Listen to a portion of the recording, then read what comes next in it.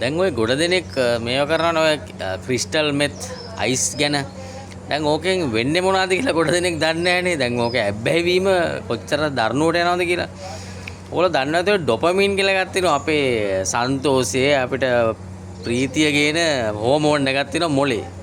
ඔය මොලේ හෝමෝන් එක ඔය ක්‍රිස්ටල් මෙත් ගැව්වම උපරිම වෙනවා. ඒ කියන්නේ මේ ලෝකේ කිසිම දෙයක් නැහැ ක්‍රිස්ටල් මෙත් තරම් මේක මේ හෝමෝන් එක අපෙන් නිපදවන්න මොලෙන් නිපදවන්න. ඒ කියන්නේ ඒකට ඊට පල්ලෙහාන් දෙන්නේ කොකේන් කියන එක.